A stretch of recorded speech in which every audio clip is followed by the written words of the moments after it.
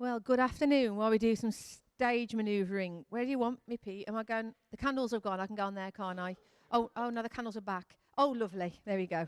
For a second there, I could see my dungarees setting alight, which no one wants to see at all.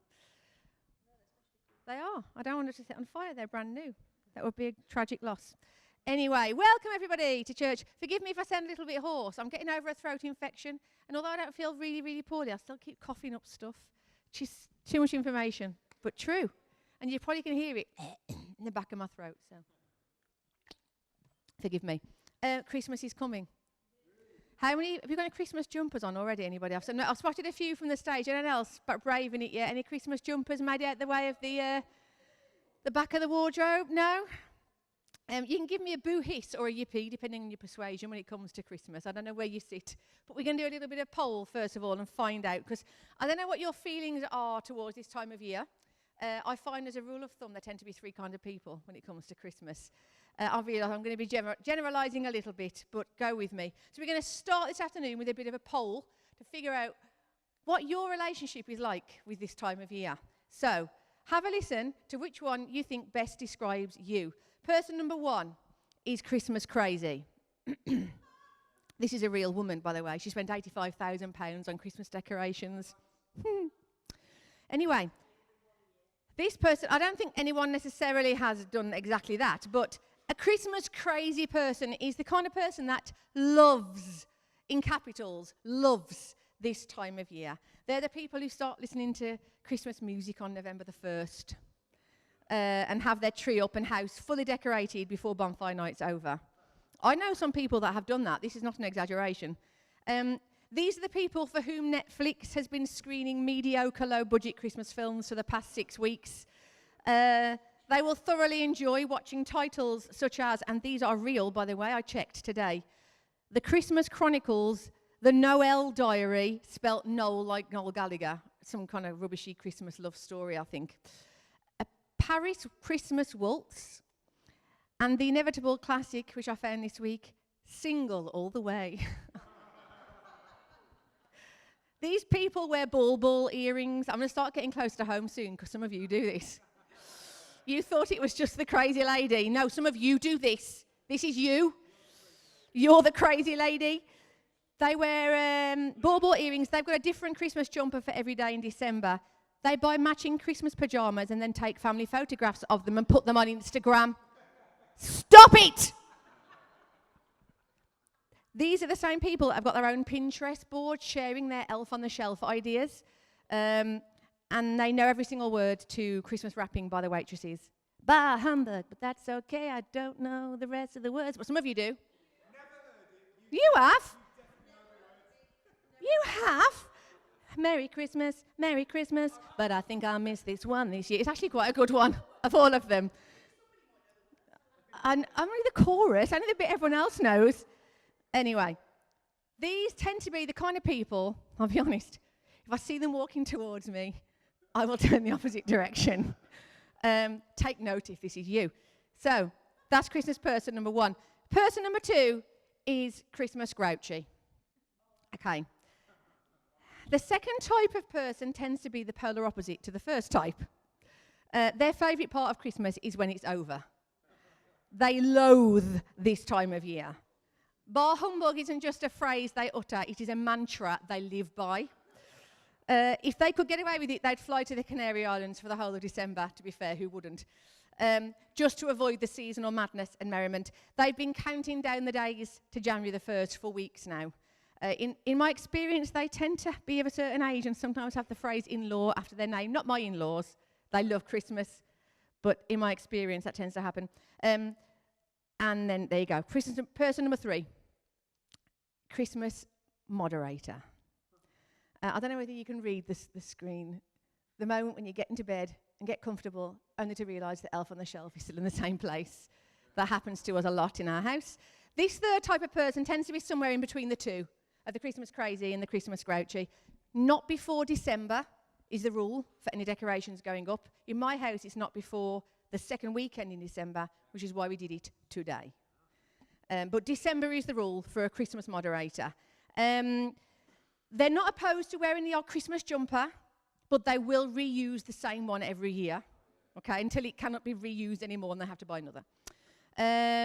If they're parents, they may even have an elf on the shelf for their kids, often under duress and guilt tripping from the children themselves, like mine was. But they do forget to move the elf more than one occasion throughout December. And when they do remember, it really moves from one location just to the next. It doesn't do an awful lot. Christmas in moderation is the mantra. They're level-headed, but merry and bright.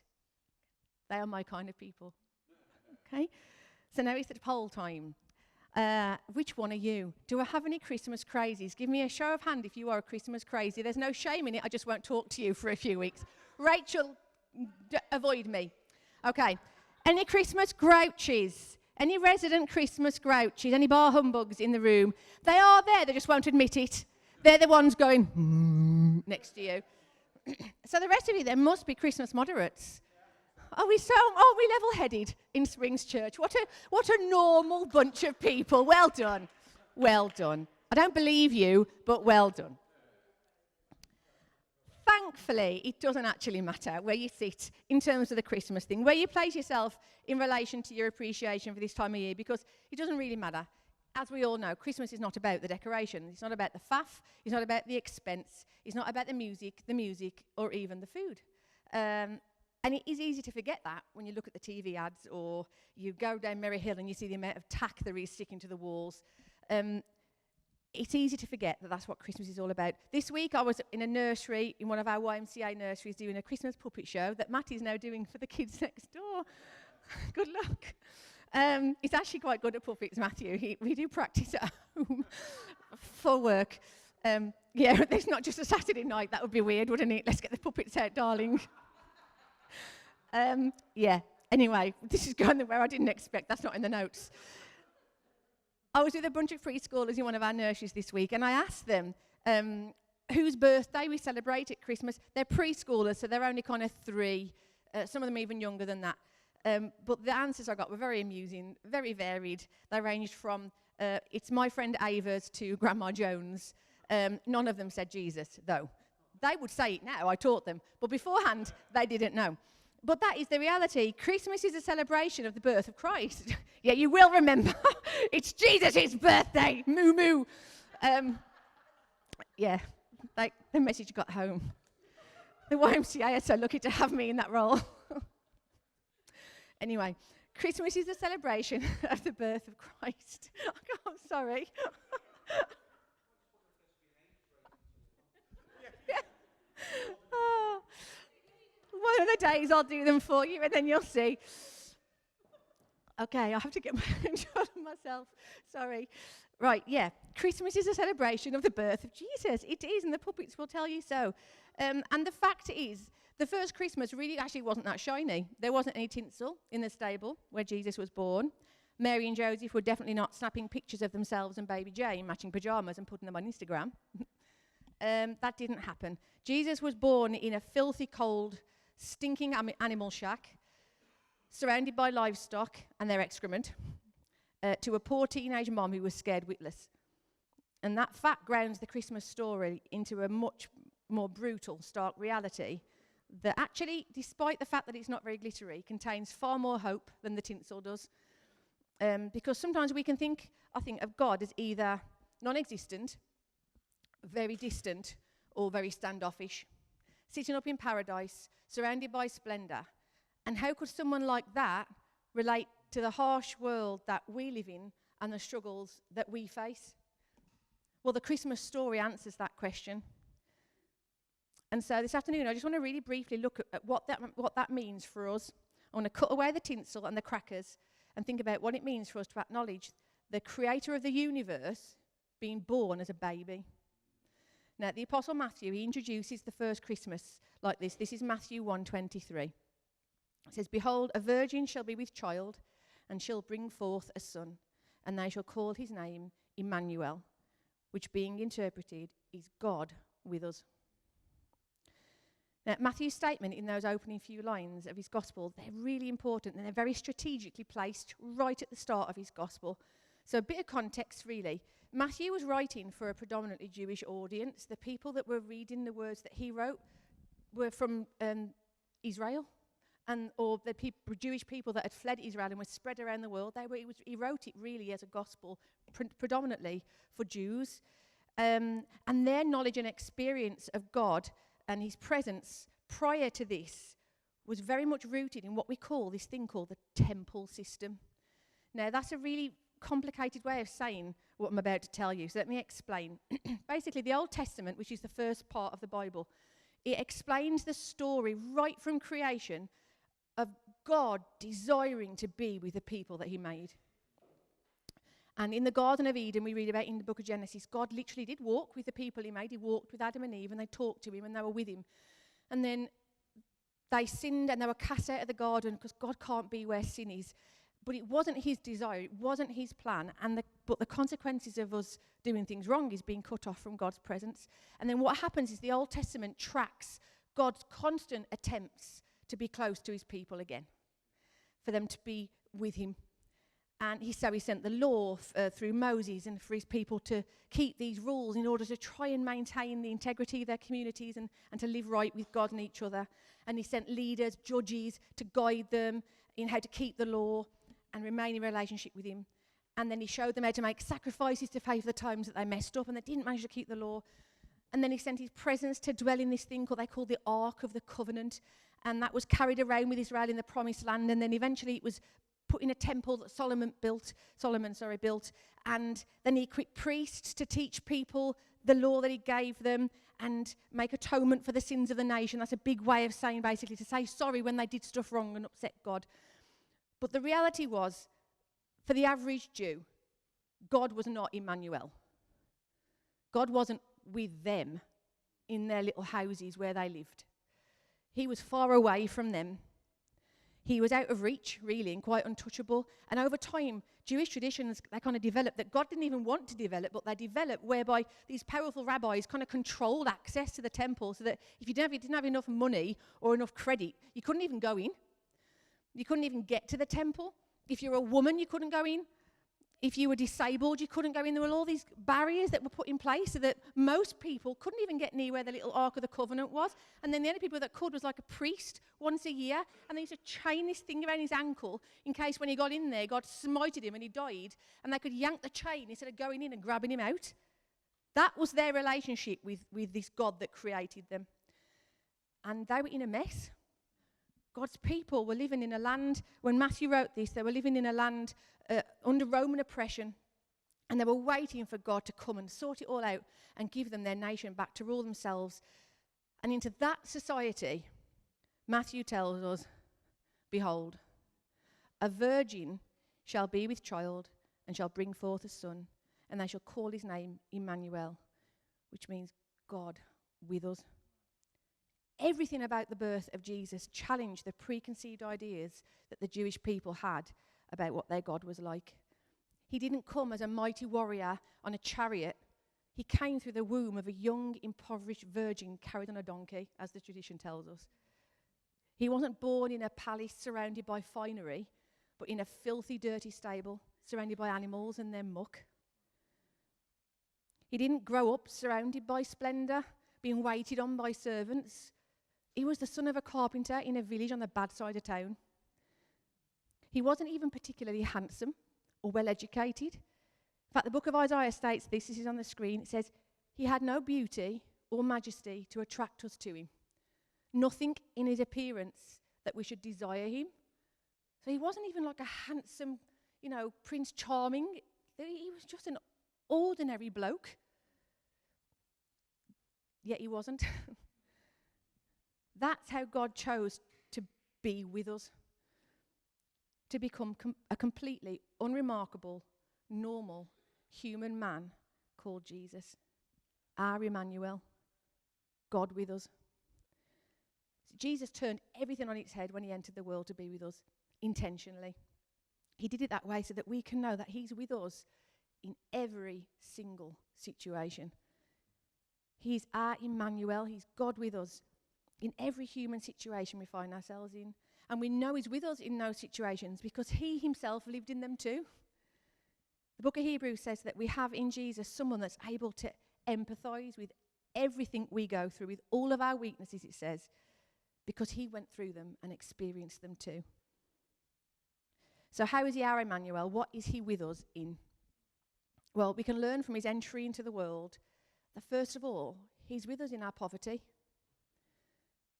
I remember I went to King Ed's College in Stourbridge when I was 16. Went to Dormiston School up until then, so I grew up in Sedgley, and then went to King Ed's for my A-levels. And it's still quite a good college now, actually, but back then it was like the place to go, really. If you were smart enough to get in, it was a good college to get into. And loads of people went there from like Hagley and Pedmore and Old Wimford, the poshest parts of the borough, basically, of Dudley Borough in particular. And I remember being so self-conscious going to King Ed's. I was broad accented and very working class, and I was so aware of it because they all spoke really posh. I even tried faking my accent after a while to fit in, but it's really hard to get rid of this. So when my posh new classmates asked me where I was from, and I had to tell them I'm from Sedgley, I was so embarrassed. Half of them had never heard of it, because why would you go over that side of town? Or I was just really grateful that I didn't have to tell them I was from Gornal. Sedgley was slightly a step up. It was back then. I'm not saying it is now, by the way. But anyway, I just wanted to fit in. But I was a girl from the rougher part of the Black Country, and I knew it, and so did they. And I didn't feel good enough, really, to be there. Now, we can laugh at that, but most of us carry, at some point in our lives, a stigma when we approach God. Like we wish we were from maybe respectable homes, or with like a clean, slated history, or enough money to be welcomed into the fold. But the story of Christmas shows us that Jesus wasn't born into splendour. He was born into a stable. He was laid in a dirty manger. The one who created the world and who ruled it in the majesty and splendour of heaven left it all to be with us. Philippians 2, it puts it like this. It says, "Consider him who, being in very nature God, did not consider equality with God something to be used to his own advantage. Rather, he made himself nothing by taking the very nature of a servant and being made in human likeness." Jesus embraced poverty to be with us when we lack. And he turned the tables on the world order. And if you read through the Gospels, the poor are greater than the rich in Jesus' kingdom. Those that are last will be first. You know, he announced his birth to shepherds, the lowest of the low in that community, not the bodies in power.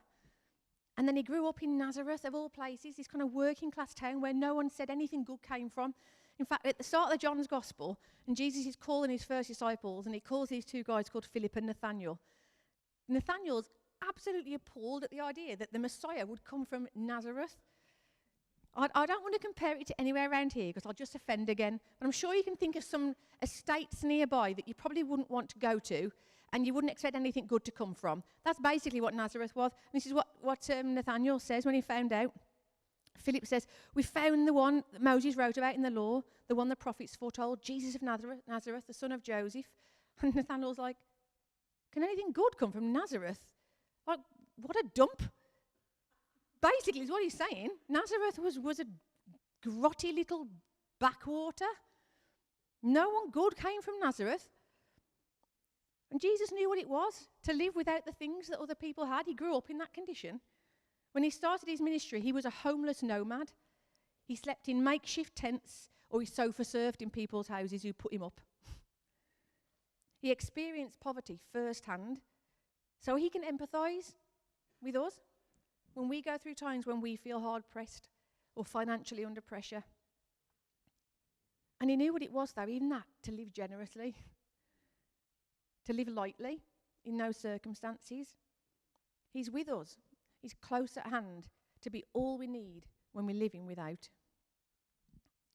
Jesus is our Immanuel. He's with us. He's also with us in our displacement and our isolation. I don't know whether you've ever felt like you don't really fit in or you don't really belong somewhere. Most of us probably have at some point in our lives. But we've got a God in Jesus that knows exactly what that feels like. He spent the first 2 years of his life living as a refugee in Egypt. Mary and Joseph had to flee Israel to avoid this massacre ordered by King Herod of all the baby boys under the age of 2. Just after he was born, they left. Now, I've got no idea how long they lived in Egypt for. The theologians disagree, but it wasn't their home. And his parents basically lived as though seeking asylum in a strange land. They were asylum seekers for part of his life. They weren't able to live where they wanted to. And Jesus was with them there, experiencing all that. He's Immanuel, he's God with us. Now, you might relate to that yourself. It might not be like a physical displacement where you've had to physically leave one place and go to another, or it might be. But it could be an emotional displacement. Now, maybe you've been cast out by your family. Maybe you've been disowned by friends or a partner. Forced to move to a place that you don't want to just to survive.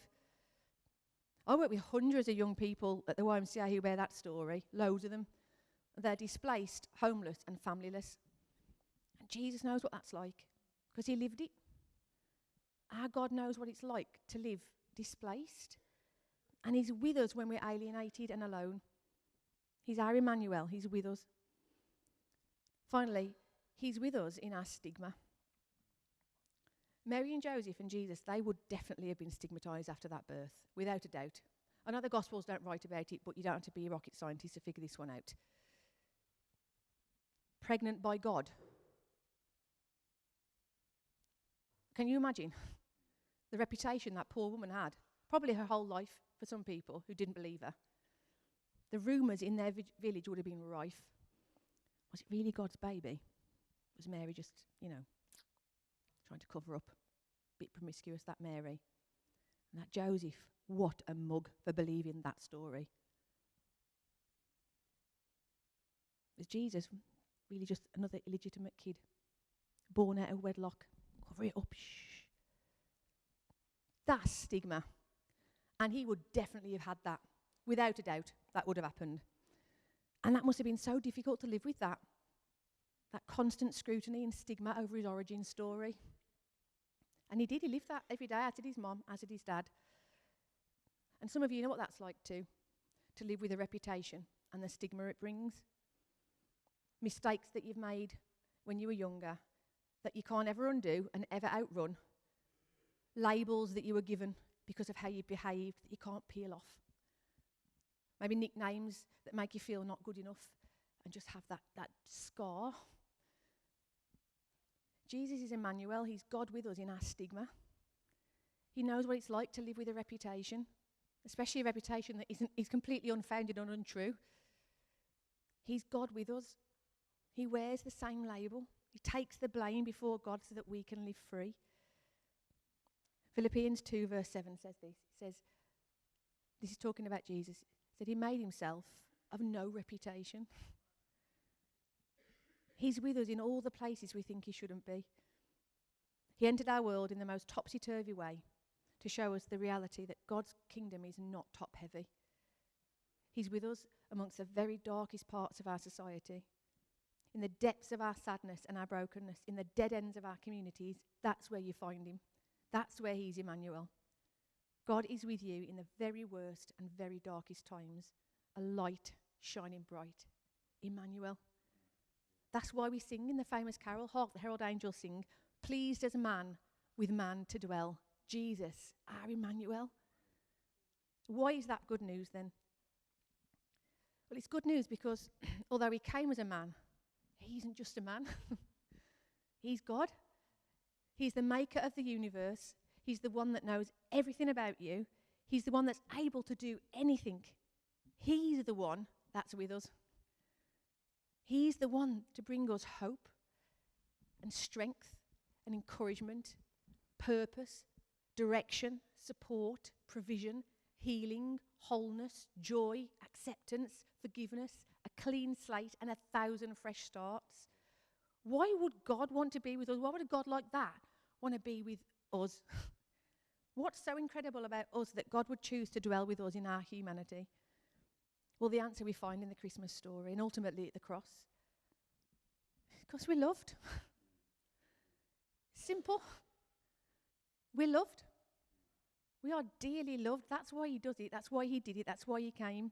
That's why he was pleased as man with man to dwell. That's why David was able to write prophetically thousands of years before the birth of Jesus, this beautiful Psalm 16. And he described the Messiah to come. This is what David says.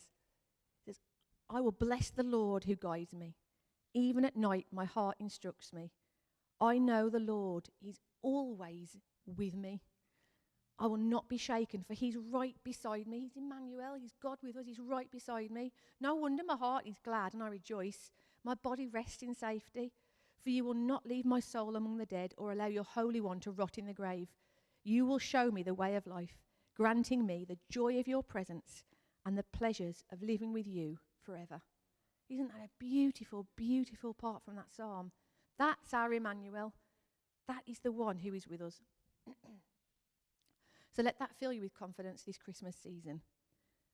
Enjoy the tinsel and the twinkly lights and the food and the presents. They're all wonderful, wonderful part of this season, and enjoy them. It's fine to enjoy them. But remember, when you strip away the gifts and the turkey and the decorations and the parties, we're left with the real Christmas story and the reality that the God of the universe was born as a helpless baby into a filthy and broken world that continues to desperately need the hope he embodies. That's what Christmas is about. Hope. Not the Christmas tree or the presents or the booze. Hope. And why is that hopeful? Well, because that same baby, born in the stable and lay in the manger, eventually grew up to live a perfect life and die a selfless death, so that we could all have a light to follow and a hand to hold us tight, no matter what life throws at us. That's what following Jesus, our Immanuel, really means. So whatever you're facing during this Christmas season, cling tight to Jesus through it, because he's there with you in it. That's what Christmas teaches us, that he's closer to you than you could ever know. He's with us and he's for us. And that is a wonderful, wonderful thing to know. I'm going to pray and then I'm going to hand back to Pete. Lord Jesus, we thank you so much for the hope that we find in you. We thank you that Christmas is about you being born to come and be with us. It's so humbling, Lord, and we're so thankful that we know that. And I want to pray for everyone here, Lord, that you, including myself, Lord, that you would just remind us as we celebrate this Christmas season. For those that are finding it difficult, that are mourning during this season, for those that are excited, it's the first time they've had babies or family members are with them. Lord, whatever we find ourselves in circumstantially, Lord, I thank you that the fact is you're with us in it. And we thank you, Jesus, that you're our Immanuel. I pray that you would just reveal yourself to us, Lord, and show us just the incredible gift that you are this Christmas. In Jesus' name, amen.